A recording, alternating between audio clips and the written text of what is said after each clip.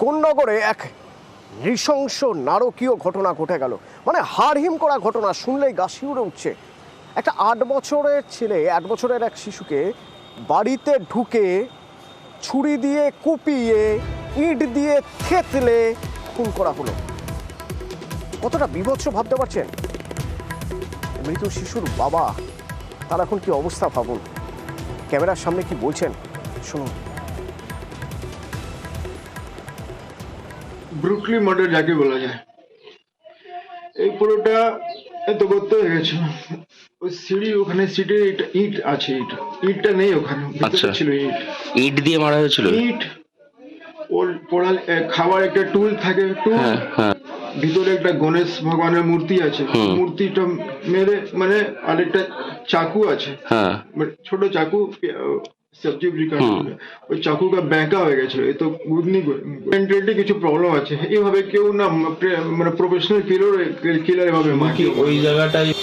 প্রতিনিধি রানা আমার সঙ্গে সরাসরি রয়েছেন। রানা, কতটা জিঘাংসা, কতটা না থাকলে, কতটা স্পৃহা না থাকলে, প্রতিহিংসা পরায়ণ না হলে, কতটা আক্রোশ না থাকলে এই ধরনের ঘটনা কেউ ঘটাতে পারে?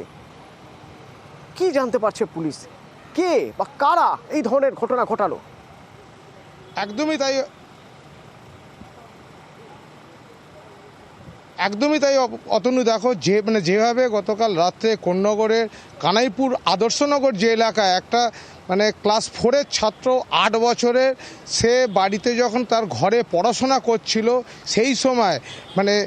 সেই সময় এই আততায়ী বা দুষ্কৃতী সে কিন্তু তার বাড়িরই সবজি কাটা ছুরি দিয়ে তাকে হাতের শিরা কেটে দেয়, পায়ের শিরা কেটে দেয়, গলার নলি কেটে দেয়। শুধু তাই নয়, মৃত্যু নিশ্চিত করতে বাড়ির সিঁড়িতে থাকা একটা ইঁট দিয়ে তার মাথা থেঁতলে দেয়।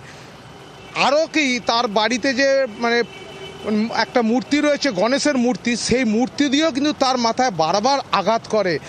এতটাই নৃশংসতা খুন করেছে। পাশাপাশি যখন খুনের সময় কিন্তু এই আততায়ী সে কিন্তু টিভির ভলিউমটা বাড়িয়ে দেয়। ফলে এই যে শিশুর চিৎকার, আশেপাশে বাড়ির লোকজন কিন্তু কেউ শুনতেও পায়নি। কারণ সেই সময় তার বাবা কাজের সূত্রে কলকাতায় ছিল, মা কাজের সূত্রে একটা ঘটনা ঘটে গেল। রানা, এই ধরনের একটা ঘটনা ঘটলো, পরিবার সন্দেহ করছে কারোর সঙ্গে কোনো ঝামেলা ছিল, কোনো শত্রুতার জায়গা থেকে তৈরি হয়েছে বলে মনে হচ্ছে।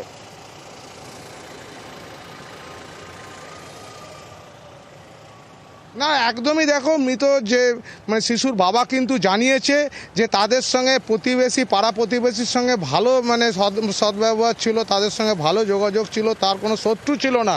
কিন্তু একটা জায়গায় কিন্তু তার বাবা বলেছিল যে স্কুল যাওয়ার পথে এই ছাত্রটির সঙ্গে সিনিয়র একটি ছাত্রর যে স্কুলের পিকআপ ভ্যানের মধ্যে কিন্তু মারামারি, হাতাহাতি হয়, গণ্ডগোল হয়। তবে এই মৃত ছাত্র ছেলেটা করতে পারে তেমনটাও কিন্তু নয়। কিন্তু তার যেহেতু এই যে কালকের এই ঘটনার কয়েকদিন আগে এইরকম ধরনের ঘটনা হয়েছে, ফলে এটা থেকেও কিন্তু আশঙ্কা করা যাচ্ছে যে হতে পারে। পাশাপাশি তোমায় জানিয়ে রাখি, যে ঘরে কালকে ঘটনাটা খুন হয়েছে, যে ছাত্রটিকে খুন করা হয়েছে। ধন্যবাদ রানা।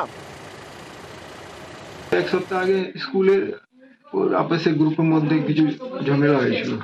ওর থেকে সিনিয়র একটা ছেলে ছিল, কাছেই থাকে, একই ভ্যানে যায় ওরা স্কুলে। তো ভ্যানে যেটা নর্মাল বাচ্চার মধ্যে হয়, তাহলে ওকে মেরেছিল। আমার ছেলে যখন সন্ধ্যাবেলার দিকে সাইকেল চালাতে গিয়েছিল, ওকে ঢিল মারছিল। সন্দেহ তো আমার একদম, ওরও প্রতি সন্দেহ নেই, যার ছেলের আমি কথা বলছি। কিন্তু একটা সিচুয়েশন, সার্কামস্ট্যান্স এরকম হচ্ছে না, অনুমান হচ্ছে ওইটা মেয়ে বিয়ে হতে পারে। আর সন্দেহ আমার কারোর সঙ্গে ব্যাড রিলেশন নেই।